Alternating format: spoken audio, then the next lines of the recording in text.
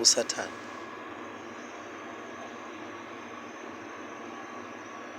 Ngoyena mntu silwa naye lo uSathane, unamandla. Kudala ekho thina siyafika. Cinga ke ngoku xa kuthiwa indalo, isayensi iqikelela uba ina-14 billion years ikhona indalo. I-creation ke ngokusho kwesilungu, indalo. Xa ndithetha ngendalo, ilanga, iinkwenkwezi, iinyanga, amafu, isibhakabhaka, umhlaba, iintaba, imithi, ingca, abantu, izilwanyana, iintlantsi neentaka.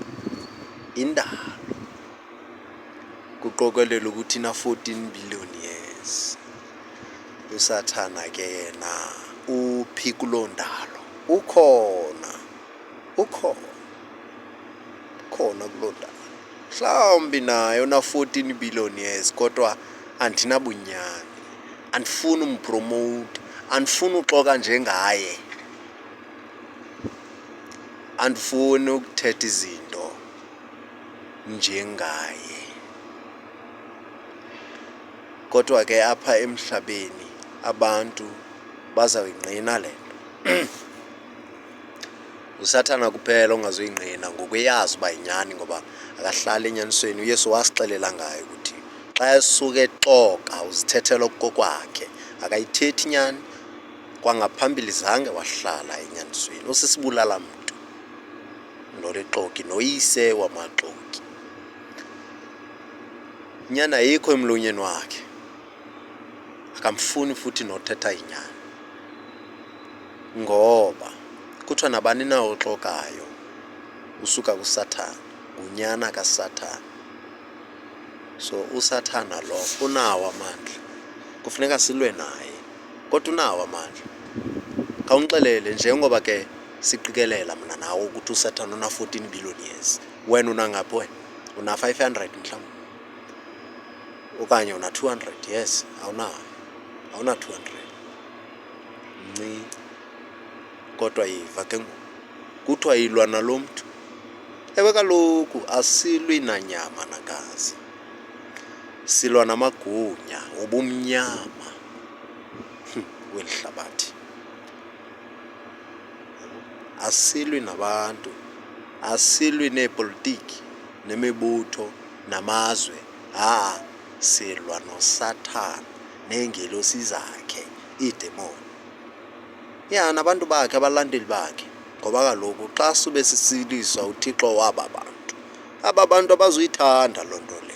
Bakhona abantu ongeke uthethe phambi kwabo bemamele, uthethe imisebenzi kaSathane uba maybe bangakutyhurhwada.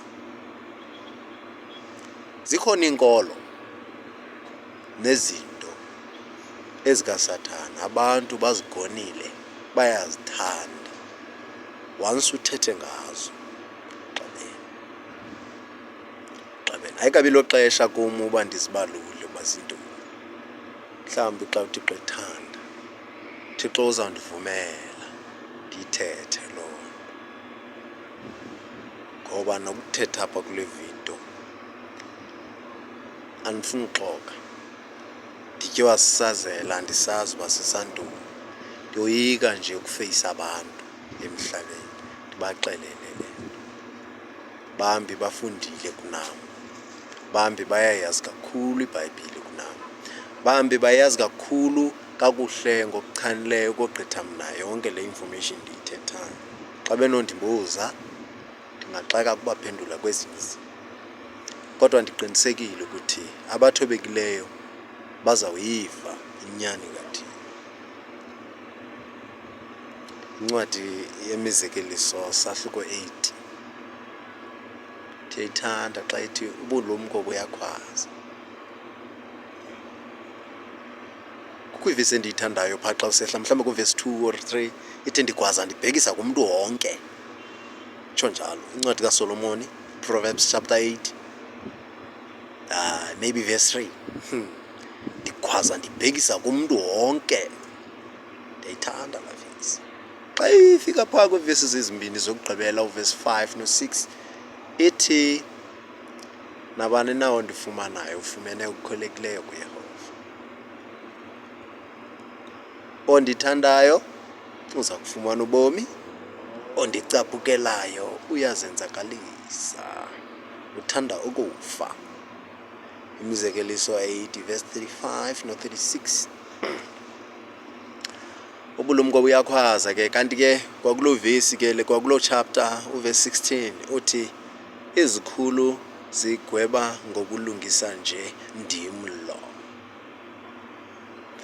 Ubulumko xa kuthethwa ngomntu olumkileyo eklasini, olumke phi? Eklasini. Emfazweni, emajonini, emkhosini, xa kuthiwa heyi ubani, nimmamele ubani sisilumko. Ulumke phi? Nakalumkanga eklasini, ulumke phaa emfazweni kaloku. Kodwa eBhayibhileni, ndixeleleni ke, eBhayibhileni xa kusithiwa umntu sisilumko kuthethwa njani?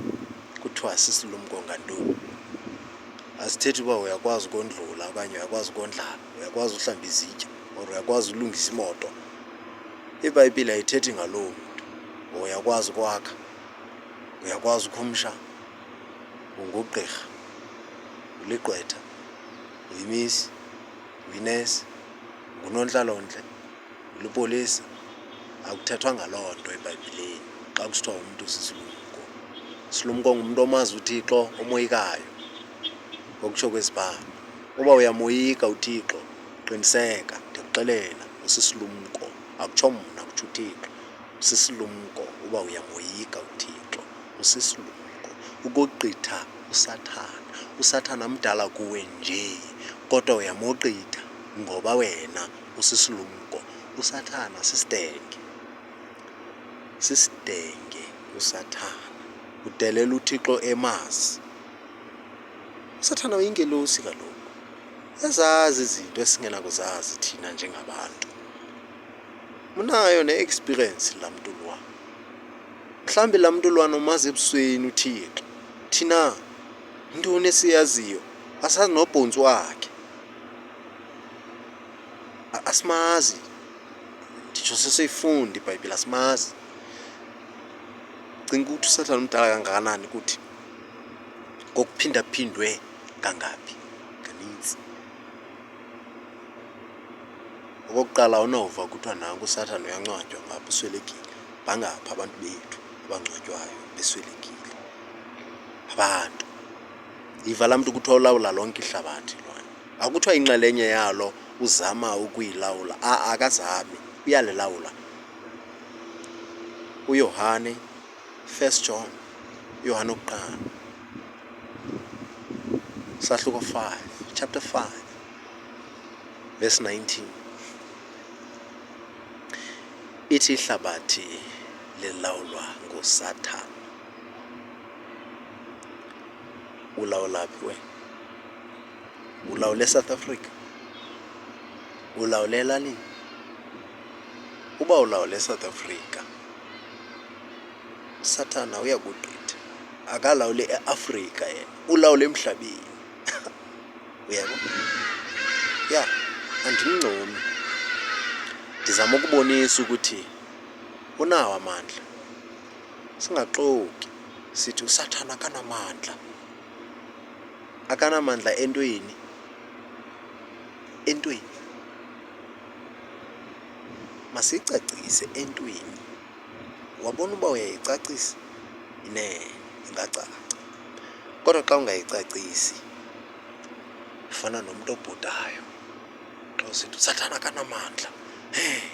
uSathana akanamandla. No. Unawo.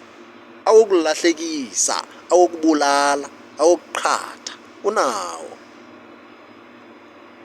Lisele elikhulu negqwirha elikhulu uSathana. Ngumthakathi omkhulu. Abekho abathakathi ngaphandle kwakhe. Oyena mntu uthakathayo uSathana, ngumthakathi, ngumbulali, lixoki, ngumrhexezi, ngumhenyuzi. Wonke amagama amabi ngawakhe. Yinyoka uSathana. Xa sube abantu besithi unguSathana usube wenze into embi. Andiqondi ukuthi abantu apha emhlabeni bake batsho emntwini uba unguSathana engenzanga nto imbi ihambisana naye vele uSathana. Uba uthethile okanye wenzile kuthiwa uyinyoka, uyinja, unguSathana, usube wenze ubuSathana vele. Beyikholelwa bengayikholelwa abantu emhlabeni iBhayibhile, beyazi bengayazi, bayamazi uSathana uba ngumenzi bubi, ngoba inoba ngumntana owenze into embi or ngomnye umntu uyamxelela uba unguSathana wena. Ngelinye ixesha ayikokuthuka qha ukuba uyamxelela uba wenze ubuSathana. Onobulumko ke uyeAdani xa umbiza nguSathana, ngoba yafika engqondweni ukuthi uSathana andimelanga ndibe nguye, fanele ndiyilungise le nto, andifanelanga ndibe nguSathana. So utsho ukuthi funeka ndilungise le nto ndize ndiyeke uba nguSathana. Andifuni nam uba nguSathana, andifuni. Uba kungenzeka kwezi zinto ndizithethayo kucace ubuSathana, omnye makandixelele ukuthi hayi bubuSathana, sibonisane izizathu mhlawumbi ezisuka ezibhalweni, ngoba iBhayibhile enosigayida. Asinawuqhekeka, simane siqhekeka emhlabeni. Masithetheni, sibonisane. Umthetho kaThixo nguwo wodwa osikhokhelayo, yindlu ekaThixo, ikhampani esiyisebenzelayo yekaThixo. So emzini kaThixo masingazibekeli imithetho, masingazithatheli imithetho esandleni. Kwilizwe likaThixo, endlini kaThixo. Hayi ndisitsho, ihlabathi lelikaThixo, kodwa yena uThixo ngoku. Myekile uSathana alawule kulo. Ilizwe likaThixo iBhayibhile, uSathana uye afune nokulisebenzisa ilizwe likaThixo. Akasebenzisi ilizwe likaThixo, uqhatha abantu abangalaziyo. Lona akalisebenzisi, but uqhatha abantu abangalaziyo. Fana nomntu ononxiba iyunifomu yamapolisa, aqhatha abantu abangawaziyo umthetho wamapolisa. Noba unganxiba iyunifomu yamapolisa, awungeke umqhathe umntu owaziyo umthetho wamapolisa. Ngeke. Uza kuxelela ukuthi awulopolisa. Ebona uba unxibe iyunifomu akuxelela uba awulopolisa. Kanti nawo amapolisa sewunxibe iyunifomu, indlela othetha ngayo nendlela owenza ngayo aza kubona ukuthi hayi awulopolisa wena. Noba ungasheva ube mhle,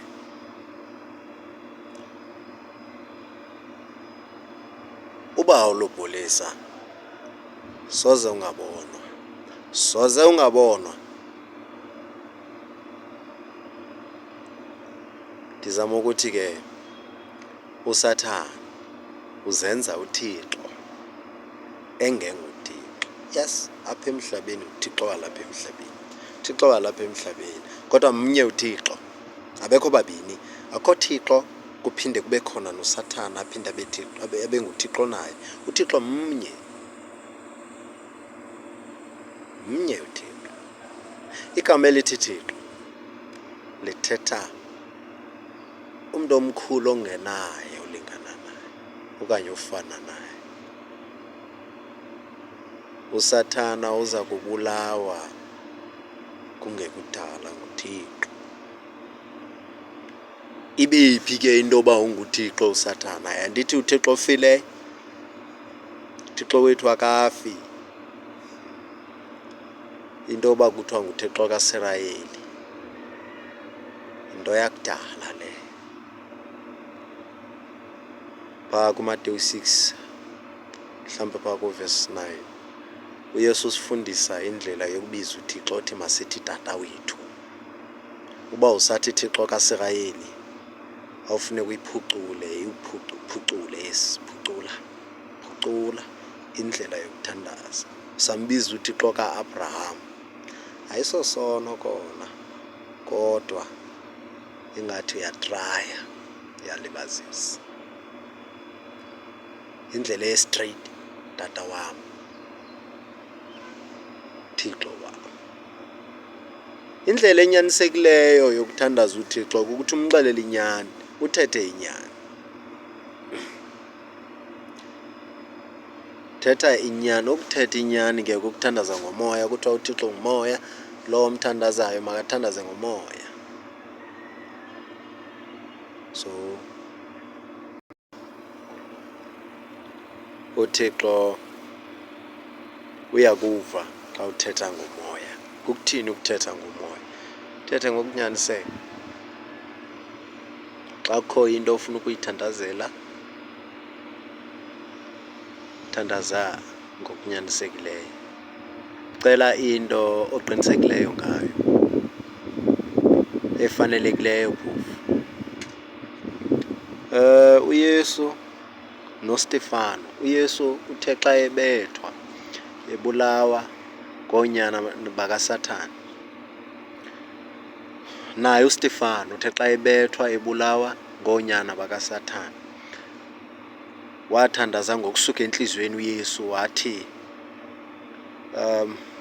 wathandaza ngenyani wathi, Thixo ndicela ungasibaleli kubo esi sono,